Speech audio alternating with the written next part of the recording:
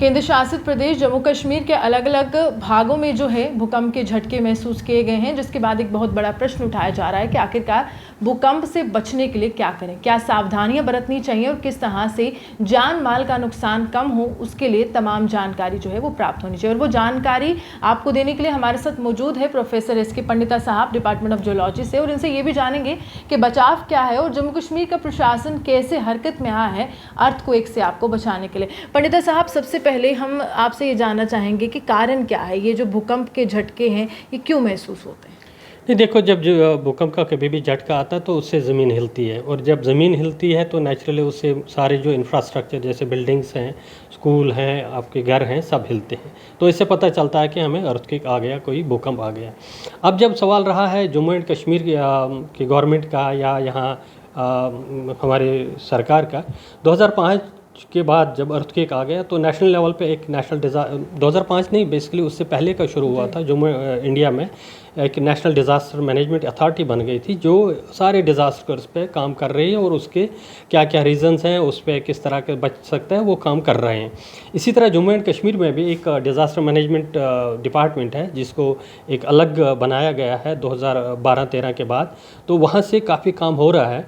रहा सवाल, जब हम रिसर्च की बात करते हैं हम जम्मू एंड कश्मीर की, तो हमारे department geology department university of Jammu में पिछले 14-15 साल से इंस्ट्रूमेंट्स लगे हैं, और हमारे इस वक्त अर्थक्वेक मॉनिटरिंग के लिए 7 इंस्ट्रूमेंट्स लगे हुए हैं different parts of Jammu and Kashmir में, और वो कंटिन्यूसली काम कर रहे हैं। और सबसे अच्छी बात है, हमारे जो अपने ही हैं डॉक्टर जितेंद्र सिंह, जो हमारे मिनिस्टर हैं, मिनिस्टर ऑफ अर्थ साइंसेज के, उन्होंने रिसेंटली उधमपुर में भी एक और वैसा इंस्ट्रूमेंट लगवाया है, और वो रिकॉर्ड कर रहा है। और ये सारे इंस्ट्रूमेंट अगर जुड़ जाएँ और सारे कंटिन्यूसली इसमें डाटा रिकॉर्ड किया जाए और इसको रिसर्च की जाए, तो नेचुरली उससे पता चले कि हमें इस जम्मू एंड कश्मीर में किस तरह के आगे पॉसिबिलिटी है। आप कह रहे कि रिसर्च की आप बात कर रहे हैं और ये डाटा आप लगातार कलेक्ट कर रहे हैं, समय दर समय आप कलेक्ट कर रहे हैं, तो अभी तक क्या जानकारी प्राप्त हुई है?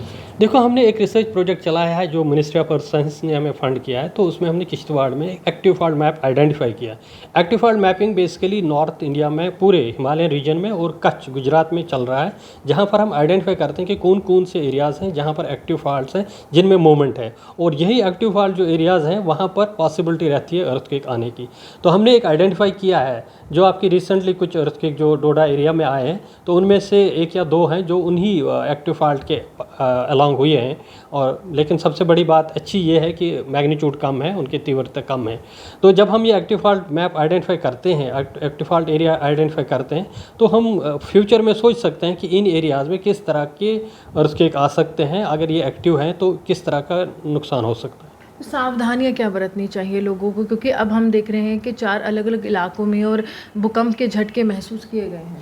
देखो, हमारा जम्मू एंड कश्मीर, जैसे मैंने पहले ही बताया, जोन 4 और जोन 5 हैं, जहाँ पर बहुत हाई तीव्रता के अर्थक्वेक आ सकते हैं। तो हमें पता है कि हम इस जोन में रहते हैं। इस जोन में हमें सबसे बड़ी बात है कि लोग मरते हैं जब घर गिरते हैं। अगर घर स्ट्रांग हो, अर्थक्वेक रेजिस्टेंट हो, तो पॉसिबिलिटी है बहुत कम नुकसान होगा।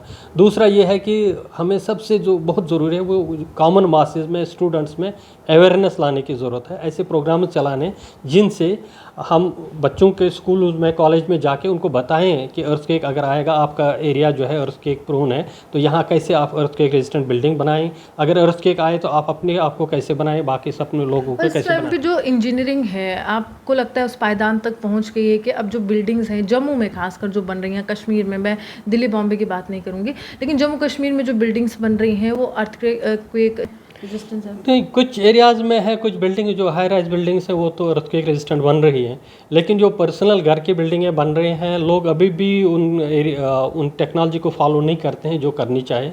हाँ, कुछ लोग ऐसे हैं, अवेयरनेस जब बढ़ जाएगी तो नेचुरली लोग फॉलो करेंगे। और सबसे बड़ी बात है, जो ये अर्थक्वेक आते हैं और लोगों को भी समझ आ रही है कि नहीं, हम उस एरिया में रहते हैं जहाँ यहाँ भूकंप आ सकते हैं, तो हमें अपनी बिल्डिंग्स ठीक ठाक बनानी चाहिए।